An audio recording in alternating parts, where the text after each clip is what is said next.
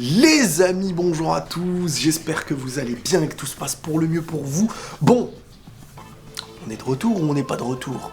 L'attaque des Titans, saison finale. Là, on est en train d'assister à un moment d'histoire. Je sais pas si vous vous rendez compte, l'un des meilleurs mangas de l'histoire va toucher à sa fin dans cette saison finale. On en fait partie, les gars. On pourra dire à la génération future, on y était. Et franchement les gars, c'est un immense honneur pour moi de tout donner pour partager cette passion avec vous et à la génération future. C'est le slogan de cette saison. On y était. Alors déjà les gars, cet épisode, comment vous dire? J'ai envie de dire que pour ceux qui ne savent pas vers quoi on va avancer, sachez une petite chose. C'est de la rigolade ce qu'on a vu là. Mais vraiment, ne vous attendez pas, enfin, il y a beaucoup de gens qui démarrent cette saison en se disant « Waouh, c'est le feu !» Non, c'est doucement, c'est de l'eau pour l'instant. C'est de l'eau plate, même pas gazeuse. Je vais dépasser les limites, c'est du pipi de chat. C'est du pipi de chat, ce qu'on a vu là. Ouais, je suis méchant. Ouais, je suis méchant peut-être. Mais on verra ce qui nous attend. Malgré tout, on met les choses en place. Hein ? Récapitulatif, les mares sont arrivés à l'intérieur des murs. Et pourtant, ils étaient affaiblis, hein. Eren et compagnie, ils avaient été à Revelio, les mecs. Ils avaient tout explosé. La marine, l'état-major, enfin, et tu te dis, les mecs, il ne leur restait plus rien. Mais Reiner et compagnie, là, ils leur ont dit, bon, il n'y a plus le choix, faut y aller, là. Faut y aller. Et la saison s'était terminée sur les ballons dirigeables qui arrivaient. Eren, Reiner, j'ai envie de dire le duo, le duel, Roger Federer-Nadal. C'est un petit peu ça. Messi-Ronaldo, c'est au choix. Mais on commence cet épisode de la saison finale avec Levi qui a été retrouvé par Hansi. Levi, dans un état, le pauvre, après avoir été, j'ai envie de dire, piégé oui et non, parce que bon, c'était un sacrifice de la part de Sig, qui aurait pu laisser sa vie, d'une certaine manière. Mais le mec, de manière miraculeuse, se retrouve à travers un titan qui, instinctivement, on sait pas d'où il sort, mais le mec est venu lui redonner la vie. Mais ce n'est pas le titan lui-même qui lui redonne la vie. Comprenez bien la subtilité parce qu'on va avoir besoin de bien comprendre ces choses-là. Qu'est-ce qui est en train de se passer avec Sig? Sur le coup, de notre visuel à nous, un titan s'est mis sur lui et il y a une forme d'aspiration au lieu de l'air qui ressort. Quand un titan se voit mourir, celui-ci, il dégage une vapeur vers l'extérieur. Sauf que là, cette vapeur, elle allait à l'intérieur en Sig. Sig revient à la vie de manière miraculeuse, avec un effet de soleil qui ressort. Mais lui, il nous explique un truc. Limite, dans sa tête, il s'est passé presque des années dans un univers, dans un monde ou dans ce qu'on appellerait les chemins, ou peut-être l'axe. Un visuel qu'on avait déjà vu par le passé, rappelez-vous, avec Ymir, notre compagnon, elle aussi, elle s'était retrouvée là-bas. Mais là, Sig, il explique qu'il y avait une petite fille. Une petite fille qui, sur le coup, a modelé de la terre, j'ai envie de dire dans les parties manquantes de ce qu'il avait, et derrière, ça lui a redonné la vie. On reviendra sur cette fille parce qu'il y aura beaucoup de choses à dire, voire plus, si affinité, comme dirait personne. On revient sur Levi. Sur le coup, le mec a l'air complètement mort. Et Hansi est en train de dire à Frock, parce qu'il faut pas oublier, parce que même moi sur le coup quand j'ai regardé la saison, je me suis dit mais attends, j'ai oublié que Frock et compagnie, ça y est, eux c'était les rebelles, ils étaient dans un autre registre, c'est un autre camp, les Hansi et tout ne sont plus ensemble. Frock, compagnie, Eren, Sig ne sont plus du côté de Hansi, Levi, Armin, Jean, Connie, Mikasa. Eux, la majorité, là, ils étaient en prison dans la cave. Donc, au début, je comprenais même plus. Je me disais, mais pourquoi il veut à tout prix le pouls? Pourquoi il veut mesurer son pouls et tout? Non. Le camp, là, Frock et compagnie, les rebelles, ils sont très contents de voir Levi dans cet état. Ils sont en train de se dire, bon, la menace parmi les humains qui était la plus dangereuse, elle a été anéantie. Donc est-ce que Levi est mort? Il n'a pas l'air mort au vu de ce qui est montré, parce que au moment où il demande de calculer son pouls, t'as Hansi qui a deux doigts de ne pas lui donner et de ne pas savoir comment réagir, et c'est là qu'on a l'apparition, comme je vous dis, de la vapeur du titan, ce qui attire l'attention, et Hansi a pu s'enfuir. Mais ce que je remarque, c'est que quand Hansi, elle veut s'enfuir, t'as les Frock et tout qui étaient prêts à les tuer, hein. Ça tirait dans l'eau et tout, prêts à les tuer. Donc là, vraiment, prenez en compte la totale séparation et les camps qui existent en interne. Sans compter les mares qui arrivent, les mecs. Là, il y a de quoi le dire, hein, on en a marre. Ah, ce jeu de mots, je le lâche plus, ça y est. Les mecs sont en train d'arriver. Il y a déjà des camps qui se cassent en interne. Eren et Sig. Sig qui va donc à la recherche maintenant d'Eren. Mar est donc arrivé, les parachutistes, mais surtout nous ce qu'on retient, c'est Eren vs Reiner.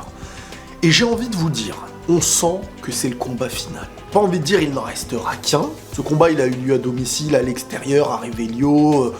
Là, ça y est, c'est Eren qui est 2 fois à domicile, j'ai envie de dire. On a Pieck, pour ceux qui s'en rappellent, n'a donc pas trahi les siens. Mais d'une certaine manière, on voit qu'elle est pas spécialement fidèle à Mar de ses propos. Elle explique que ce n'est pas en Mar que j'ai foi, c'est en mes camarades aux côtés desquels j'ai toujours combattu. Malgré tout, ton camp, c'est celui avec qui t'as grandi, que tu le veuilles ou non dans l'attaque des Titans. Et ça, c'est une petite manière d'analyser et de comprendre vraiment un petit peu notre monde aujourd'hui. Entre les totales divisions qui existent un peu partout, chacun grandit dans son univers avec ce qu'on lui a appris. On en a parlé la saison dernière, dans le duel Falco-Gabi. Énormément de gens détestent Gabi, pourtant, peu d'entre nous se comportent comme Falco. À travers ce qu'on a vu de nos yeux, on estime que la vérité, elle est définie et elle est perçue par celui qui est chez lui, à travers ce qu'il se passe chez lui, sans avoir un aspect global du monde, sans avoir un aspect de ce qui se passe et de ce que nous on fait subir à l'autre. C'est comme ça. Les Mar, ils ont leur histoire et l'île de Paradis a son histoire. Il y aura des minorités qui viendront à se comprendre, mais c'est la bagarre, que tu le veuilles ou non, chacun défend sa cause et il n'en restera qu'un, normalement. Ce qu'on constate encore, et c'est dans la lancée de ce qu'on a pu voir depuis un bon moment, c'est que Eren est tout seul. Eren est tout seul. Alors oui, il est soutenu par les siens, là, les Yelena et compagnie, mais vraiment, il ne les écoute pas. Il n'en fait qu'à sa tête. Donc à un moment donné, des conseils lui sont donnés et tout, il regarde, ok, bon. Non, il va aller pour se battre. Alors jusqu'à maintenant, son intérêt, on dirait, est de tout détruire. C'est-à-dire qu'il a été à Revelio, il s'est battu contre tout le monde, il est revenu, là, les autres arrivent, il va pour se battre. C'est-à-dire qu'il n'a pas le choix, il doit détruire l'ennemi. Il n'y a que lui qui se comprend. Malgré la totale admiration et le regard d'une servante de la part de Yelena, qui vraiment constate le truc avec des yeux... elle est dans son sanctuaire, là, j'ai envie de dire, limite. Mais malgré tout, elle se pose la question en se disant, mais Eren, pourquoi personne actuellement ne comprend Eren? Et depuis un bon moment, on en avait parlé la saison dernière, le personnage est vide de l'intérieur. Il dégage une mission à accomplir, rien d'autre. Humainement, il s'est retiré humainement de ce qu'il était pour détruire, c'est ce qu'on remarque en tout cas. Bon, maintenant on va parler du Eren Titan. Enfin, le Eren Titan, là, en mode Titan assaillant, cristallisation, pouvoir du Titan marteau, ça va, on ne dérange pas trop, il a tous les pouvoirs presque le mec. Il se bat contre le mâchoire, contre le cuirassé, il est en train de les exploser au début, à lui tout seul, il te lâche des trucs dans le dos, c'est Mewtwo le mec. Mais plus le combat avance, plus tu sens que c'est compliqué pour lui. Surtout grâce au nouvel armement qui n'a pas pu être utilisé à Revelio parce que celui-ci avait été restreint, détruit, volé ou ce que vous voulez par nos compagnons.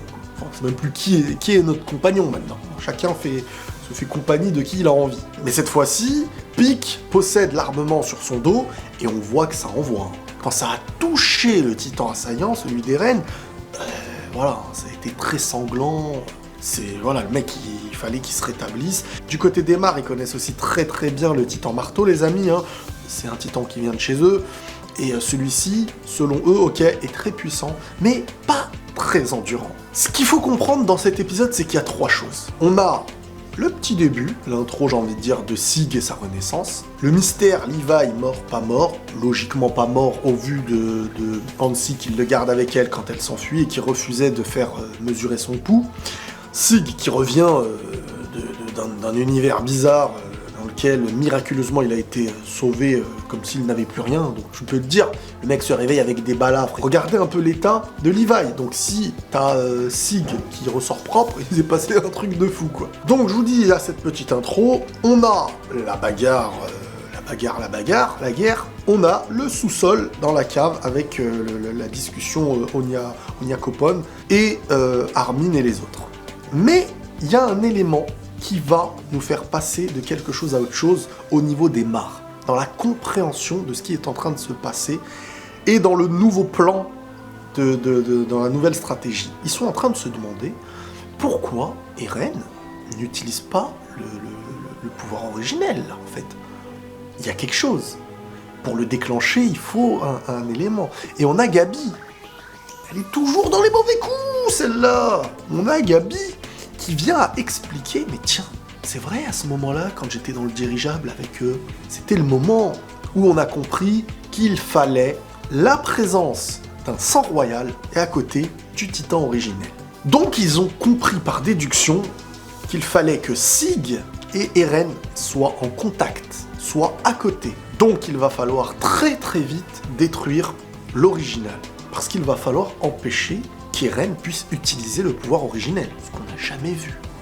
Parce que si c'est utilisé, les mares, on les renvoie dans la mare. En plus de ça, ils viennent d'apprendre, oui, parce que j'ai oublié de vous le dire, que Sig est un sang royal. Imaginez le choc. Le mec qui était toujours avec eux, qui les a trahis, qui en plus était de sang royal. Ah, ça remonte à loin, sa trahison. Bref, là on avance et Eren est mal au point. Il est en train de se dire que l'originel va se faire dévorer. On en arrive à la cave, là où Armin et les autres sont enfermés, et on a Onyakopon qui vient à les libérer, et là, il y a une discussion en interne. Bon, déjà là au-dessus c'est la guerre, mais eux ils sont là, ils discutent tranquille, tu vois, c'est le bistrot. Déjà, Connie il pète les plombs. Connie il pète les plombs. Entre Reiner, Bertolt, Annie, maintenant Eren, il est en train de vivre trop de trahison. On nous montre à travers cette séquence vraiment que le mec a été intérieurement détruit par rapport à des amis qui valaient cher à ses yeux. C'est vraiment... cet énervement qu'on voit là, c'est vraiment pas de l'énervement en mode « je suis vénère », c'est un énervement vraiment d'une personne qui a aimé ses compagnons et qui se retrouve aujourd'hui malheureusement anéanti de l'intérieur. En plus en train de les combattre, c'est même plus le combat qui est difficile, c'est ce qui intérieurement a été brisé. Et là, je trouve qu'on a mis en avant la sagesse d'Armin de manière magnifique, avec beaucoup de charisme. Armin, qui vient, et qui déjà, encore une fois, par déduction, estime qu'Onyakopon est en accord avec ce qu'il est en train de leur dire par rapport à son comportement passé jusqu'à maintenant. Donc ils lui font confiance, ils lui font confiance. Et là, en fait, Armin est en train de leur dire « Mais les gars, vous pensez vraiment que Eren est en train d'accomplir ce plan-là » Lui, il n'y croit pas, en fait. Il croit pas que Eren veut faire ce plan d'anéantissement des Eldiens, les rendre stériles pour qu'il n'y ait plus de générations futures. Lui, il estime, et c'est la pensée d'Armin sur le moment, il dit « Quand le pouvoir originel sera utilisable, il a besoin de Sig, de Yelena, il est obligé d'adhérer à leur truc pour pouvoir les utiliser et avoir ce pouvoir originel. Et là, il décidera de lui-même. » C'est ce que Armin est en train de nous dire noir sur blanc. C'est son analyse. On a Onyakopon qui dit « Bon, on va s'allier avec Eren, on n'a pas le choix pour l'instant. » Même si les autres lui disent « Oui, mais si tu t'allies avec lui, c'est lui donner raison sur son plan. C'est compliqué, tu sais pas comment marquer stratégiquement. » Onyakopon dit « Bon, bah, il faut faire usage du grand terrassement. » J'allais dire le grand remplacement. Bon, je vais faire cette erreur très souvent, les gars. En ce moment, la politique nous monte à la tête. Il va falloir faire usage du grand terrassement pour montrer qu'on est supérieur et personne ne viendra nous attaquer. C'est comme si on avait les armes nucléaires que personne n'a au monde, donc personne ne viendrait nous attaquer. C'est ce que Onyakopon estime être le meilleur choix pour l'instant. Et là, j'ai envie de m'arrêter un petit peu sur Mikasa. On ressent qu'elle est totalement détruite de l'intérieur. N'oubliez pas, du début de l'histoire jusqu'à maintenant, son existence, c'était aux côtés de Eren. C'est là où elle se sentait bien. Depuis petite, là où elle a été sauvée par Eren. Eren est venu lui dire que arrête de croire que déjà je t'aime bien, arrête de croire que toi tu m'aimes bien, alors qu'en fait c'est simplement ton sang d'Ackerman qui vient à agir et à protéger d'une certaine manière ta vision du roi, comme le Ackerman était par le passé dans son sang, et qu'en fin de compte, ton amour pour moi n'est qu'une illusion et n'est pas un choix réellement, c'est simplement une protection, tel un robot. Et là, t'as Mikasa en fait qui se retrouve face à tout plein de choses, un Eren qui la rejette, et un sentiment qu'elle pourrait évoquer comme tronqué, comme mensonger, quelque chose qui n'est pas réellement en elle. Donc là, elle n'arrive pas à se reconnaître.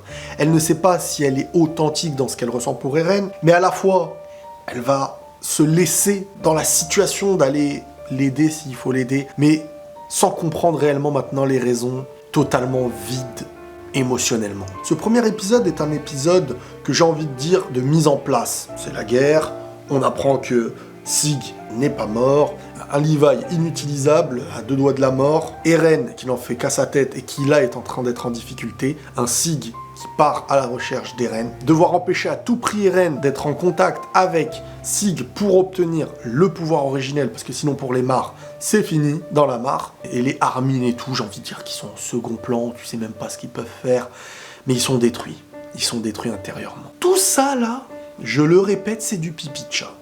Il va se passer des choses qui vont chambouler tout.